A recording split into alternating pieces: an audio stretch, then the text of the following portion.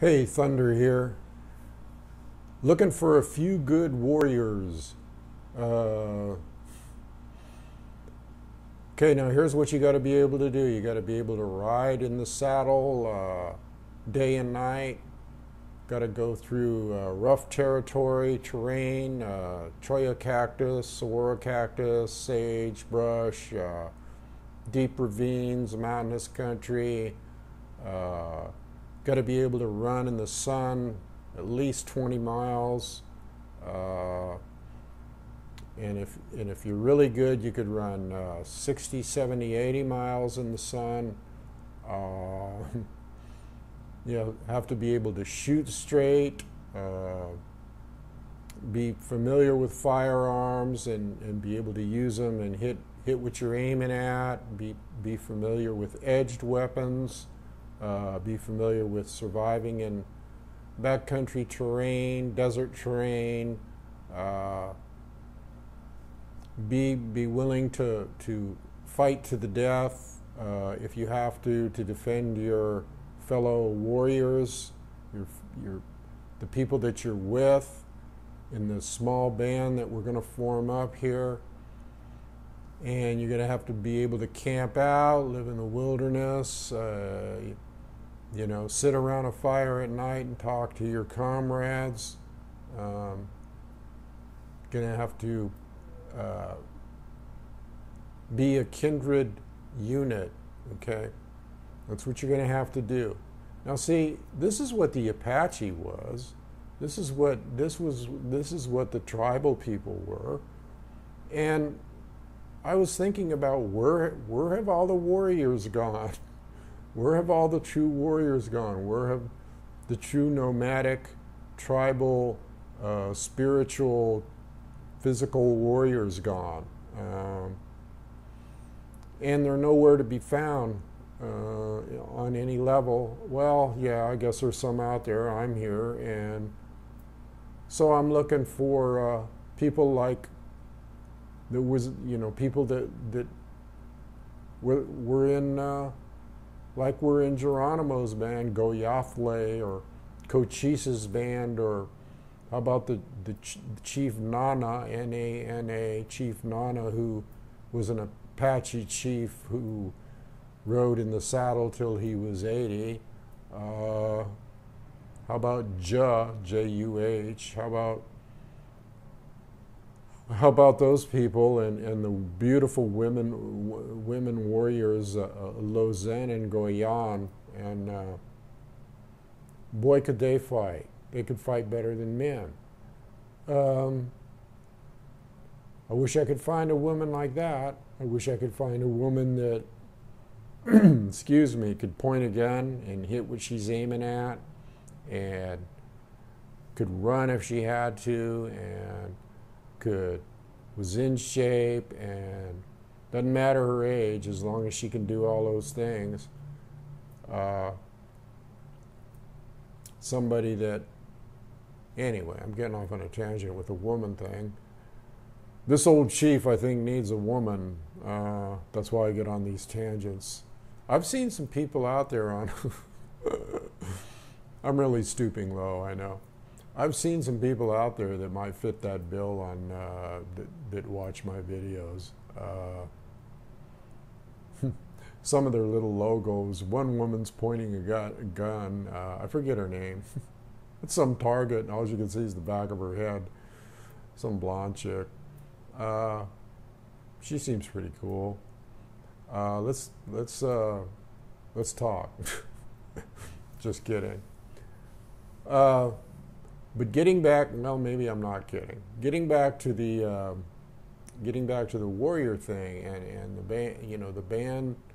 bands of warriors that need to be forming up right now. You think I'm kidding, don't you? Well, I am a little old, but like I say, Nana sat in the saddle and probably shot from the saddle, both bow and arrow and repeating rifle and whatever.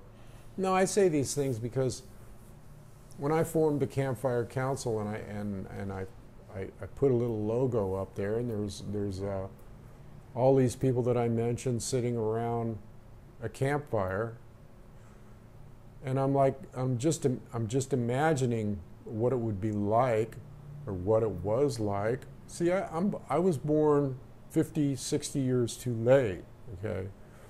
Because I'd have been right at home with those people. And as they're sitting around the campfire at night, and they've been doing hit and run raids, or maybe they've been just running to evade the blue coats and the miners and all the Arizona people. And here they are, boxed up in a little canyon at night that only they know about. And they got a little fire going. They got their horses around them. Can you imagine the kindred bond and the love of those people that they had for one another, and the devotion and the oneness of mind and just the friendship, okay? Because each person depended upon the other. Their life depended upon each other for them to keep going another day. They had to work together. And some of them could run 80 miles in the sun, okay? And they would do hit and run raids. Lozen was awesome. I talked about her before, and Goyan, the two women warriors, and Catanier, who was Goyan's husband. And Lozen was single, had a wonderful way with horses, was psychic, could hold out her arms and feel where the enemy was coming by the tingling on her arms. And that's no shit, okay? Oh, sorry about the language there. I got a comment about the language, some of my language, and it's like, well, you know what? If you got virgin ears, maybe you better not listen to thunder, okay? I don't have any problem with adjectives, as one person said. I don't know about comments like that. I guess they feel that there has to be some standard set with, I don't know, holy men or warriors. God, I wish I would have. I wonder what kind of language they used around the campfire when the Apaches were sitting around their asses being chased and harassed by the blue coats. I don't think they had too many good words for them. We'll see.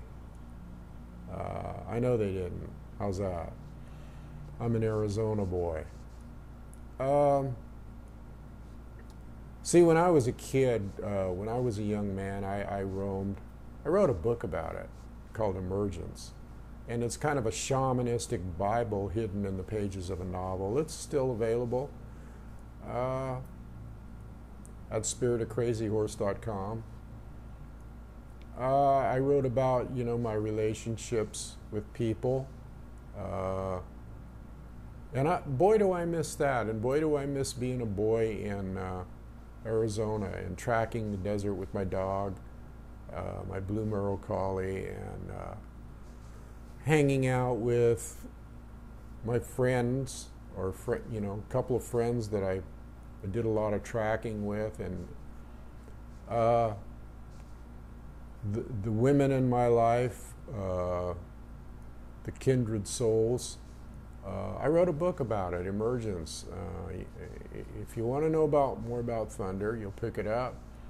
What I'm looking for, anyway, in people. And I don't find that too much in people anymore. I'm not finding anyone near that. Now, there's the people in the Campfire Council, which I, again, formed, and they're all good people. They seem like really good people as far as I know. I've never met any of them personally. That's pretty pathetic when you think about it, that you have to form up little units online and talk to each other and post videos and post comments and post, yickety-yak back and forth once in a while, and thumbs up on this comment and that. And come on. I'm doing the best I can with what I have, I guess. But it's a sad state of affairs when you can get 36 people in a community and you haven't met one of them face to face, you haven't fought next to one of them, you haven't survived next to one of them, it's pretty sad, okay? And not to denigrate the people on there. There's some great people on there, and we talk about some good things. And but see, my vision is way beyond just being on a Facebook or a Google site or as a community. You know, I mean, it's a start, Campfire Council, and we're into sacred tradition, and we're into warriorship on all levels. It's a good thing, but people, this should be happening in real life. We should be hooking up. See, that's the problem. It's that people are so few and far between. I mean, you can find them on the internet here, there, boom. One in Arizona, one in Ohio, one in Canada, one here, one there. It's gotten so pathetic that people have all become like just walking zombies, walking cans of food, walking canned goods, barcodes on their foreheads. I don't know. Everybody's got a number on them, okay? Everybody's got a number, and everybody's got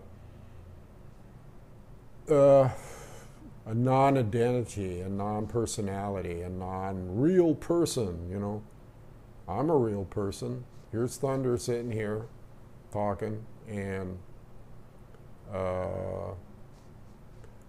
I get to the point sometimes where I feel like I'm the only person in the world that thinks like I do. I know I'm not, but I'm a lone wolf, okay, and I live alone, and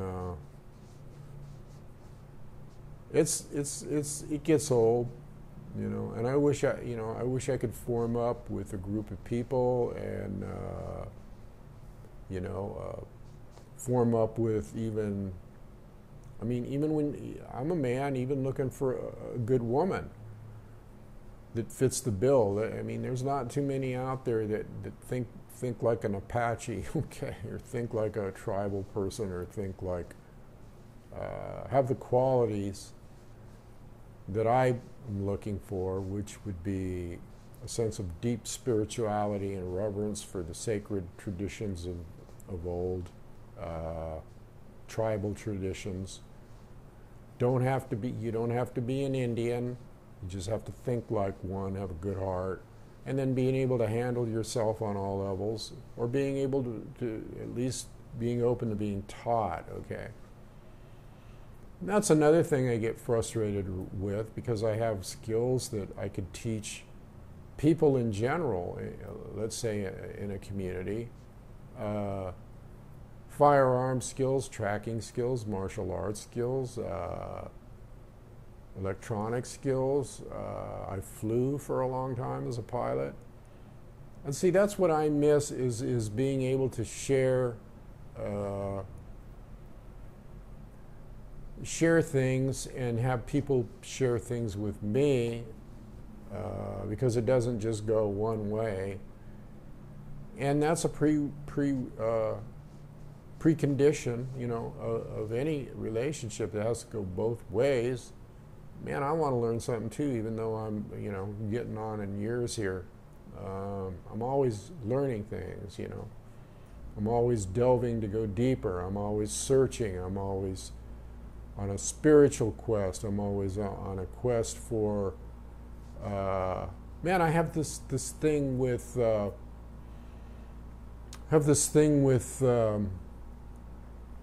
survival, I guess. I don't know if you want to call it survival or preparedness or warriorship, okay? Spiritual warriorship, physical warriorship. Man, I feel like, if I don't gear up and, and get out on a horseback, I'm living in a city, Incidentally, I just came home to my apartment after I've been living in a hotel for 6 months. These assholes putting me up in a hotel at different places for 6 friggin' months, living out of a suitcase. So I'm good. I'm glad to be back home, but it's still in the city. It's still in the city. But when you're a man of little means, like I am, dirt poor. I've had money in the past, and it's gone pretty quickly. Put a lot of my money into trying to form up this Campfire Council, and that kind of evaporated. The money I'm talking about. The council's still there, and it's a legal entity. But that everything takes in this world takes that green. The green frog skins, as Lame Deer said, the famous book Lame Deer, Seeker of Visions. Lame Deer was a great Lakota medicine man. Okay, if you haven't read that book, you should, and along with Fool's Crow. But see, these are the spiritual warriors, and see, the medicine man was a spiritual warrior, but he could fight too. And now the warriors we have today, that they call warriors, they call themselves warriors. These guys that go in, fight for the USA, they're not warriors, they're killers. There's a difference. I'll probably get all kinds of flack, excuse me for that comment, but they're killing for Uncle Sam is what they're doing. Okay, they may think, some of them, that they're going to fight for their people and the country and all that, but that's not what it's about today, people. Not with the military-industrial complex and the government and the PTB, the powers to be that are running the show. That's not what it's about today. You're practically a mercenary, hired killer, okay, to go in and disrupt sovereign governments, disrupt people, even in this country, okay? It's just like the Blue Coats. In fact, I could never understand why the Navajo went and did the code talking in World War II. I mean, that still escapes me, man. These are the people that brutalized natives, and then they go fight for the country. They feel the need to do that. And a lot of Native Americans do that, go fight for Uncle Sam. And I'm like, man, are you guys crazy? Go fight for yourself, okay? Look at what Uncle Sam did to you. And you go lay your life on the line. Talk about a mixed, I don't know. I don't have anything against vets, don't get me wrong. There's some great vets. I have veteran friends. I have a friend that's a World War II vet still walking around. But most of them wouldn't do it over. Wouldn't do it over. Not the way they were treated afterwards, and you got Vietnam vets and all that stuff. Basically, what I'm saying is that the warriors of old and the tribal warriors, it was an honorable thing, okay? It was an honorable thing. It was more of an honorable thing, and I talked about this before. There's no honor today. There's no honor. There's no reverence. There's no sacredness about warriorship like there was, okay? Because it was really about, like, let's take a Crazy Horse, Tusunke Wheatgo, whose name was Gigi when he was younger, and then it evolved to his horse is Crazy. He fought. He was a holy man, and he was a spiritual warrior, and he had visions, and he would go to the hills for months and have all these visions, and then he would do things for his people, and he would, when he hunted, he would bring the elderly food, and he was like a true, really spiritual and physical warrior, okay? And Sitting Bull, these people had true values, true reverence, true causes to fight for, okay? Nothing could be more sacred than to fight for your own people's lands and lives, okay? Now see, that's where people lost the vision. They lost the vision of what it means to have your own life, your own land, to roam free, nomadically, and to have that kindred bond with one another where everybody knew one another, everybody knew everybody's aunt and uncle and son and daughter, and the chiefs when they were little, everybody knew them, and that's how they became chiefs. And these people could be ferocious warriors, like take the Cheyenne dog soldier. There's another breed of warrior that would fight into the death. In fact, all these warriors, the Apache and all of them, would fight into the death rather than be captured, okay? And what are we looking at today? Are we looking at anything near that? Are we looking at anything near that today? All these people on their iPods walking around in lockstep with lunacy, okay? In lockstep with lunacy. That's what everybody is now. They're lunatics. They're neurotic lunatics. And who made them that way? Well, the government. Okay? The government has a long history of doing these kind of things. The government has a long history of subjugating people. The government has a long history of persecuting and killing and murdering people. Okay? And especially people that think like what I'm talking about. Okay? That have either an indigenous point of view or a spiritual point of view, or their heart is with the land. Their heart pumps the blood of Mother Earth and breathes the oxygen of Father Sky and is in connection with the spirit of the four directions. All of the four directions, Sapa, Luta, Gi, Ogaga, Ska,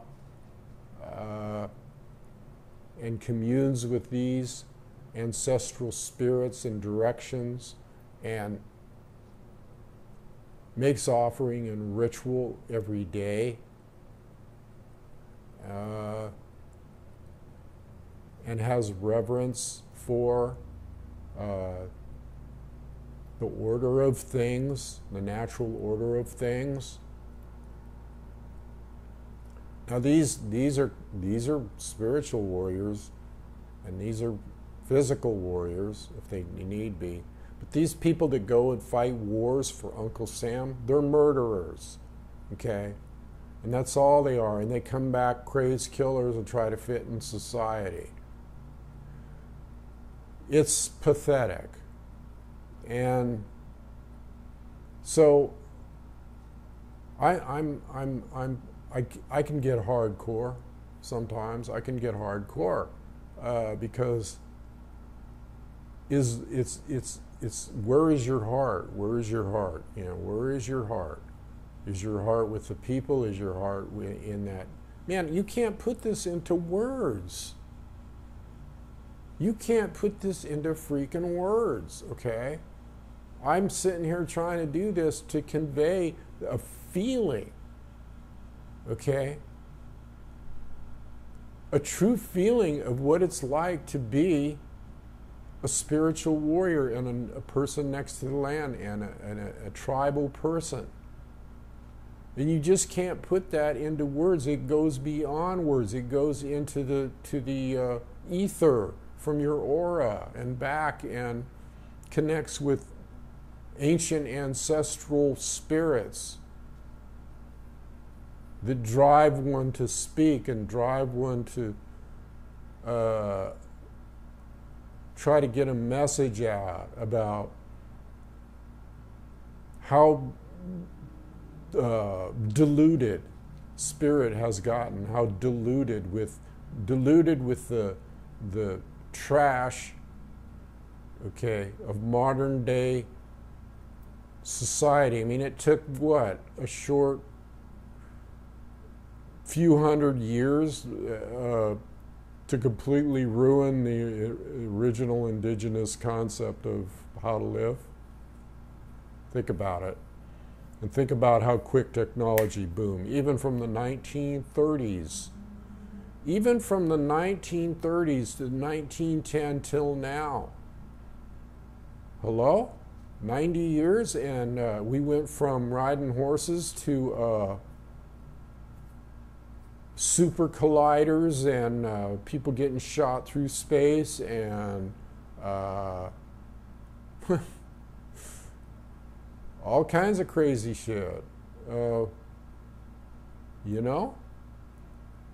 So it's exponentially grown, this technological thing, to where it's just, it's lunacy. It's lunacy. And not just the technological thing, but everything is lunacy. I mean, the political agendas and the war agendas and the government agendas, they've gotten worse. I mean, it's still the same genocide on people. Wanting to kill people, wanting land, coveting land, just like during the gold rush, and tromping all over sacred lands to get it. I don't know, you know, I talk sometimes about love, and then I talk sometimes about being a warrior, okay? But that's the yin and yang of it, isn't it?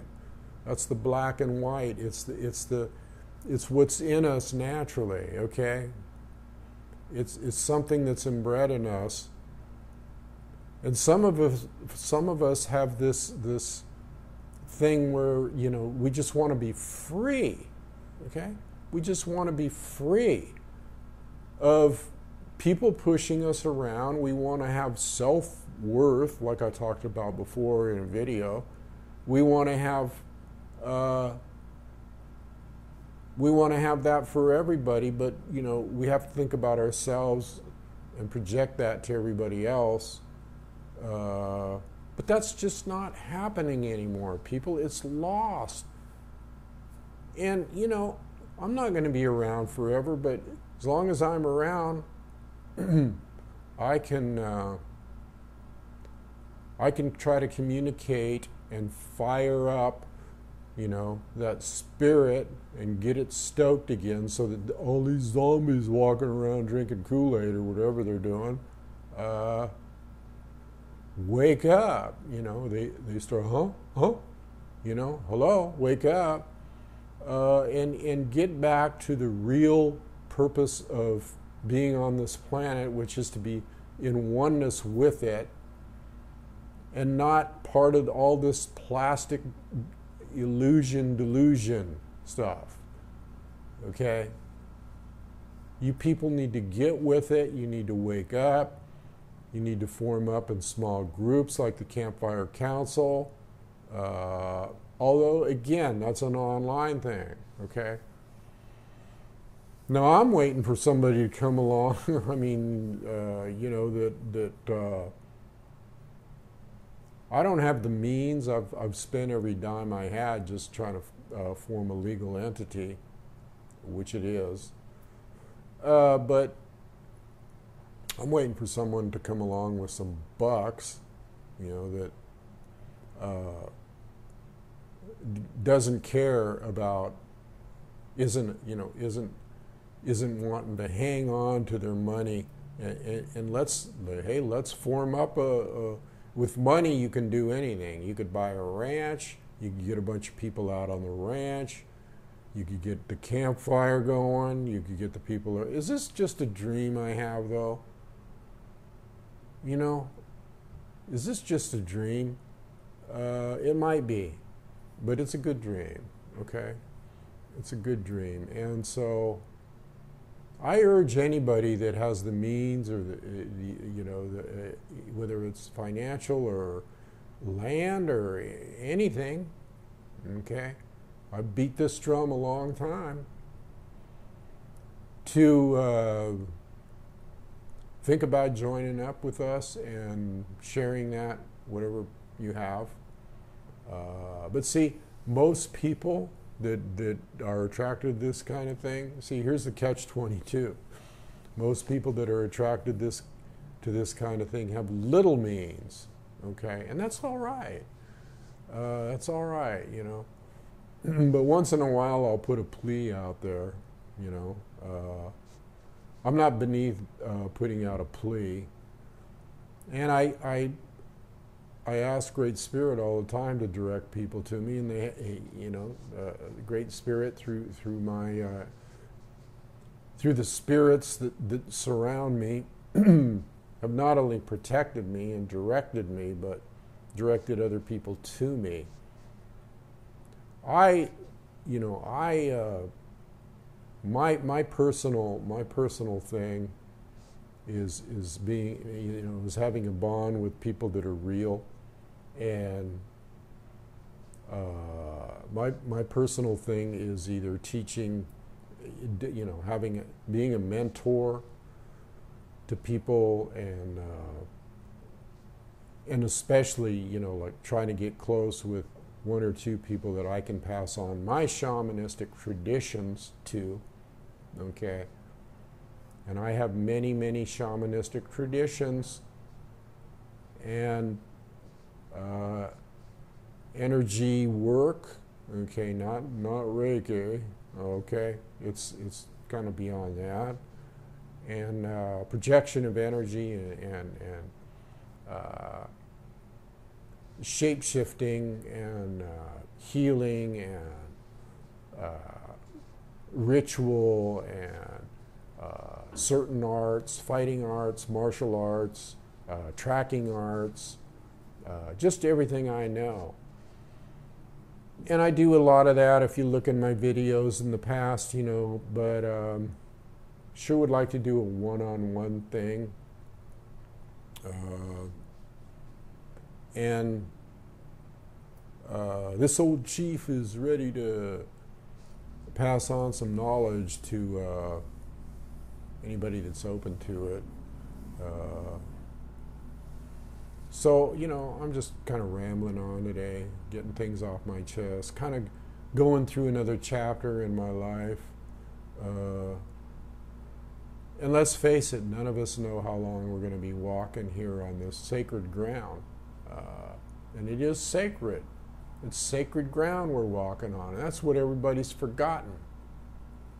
They're forgotten how sacred this ground is, this planet is, and how sacred the flying creatures and the four-legged and the two-legged and the winged ones, okay, and the plant spirits and all that stuff. They've forgotten all about that because everything is so friggin' plastic, okay?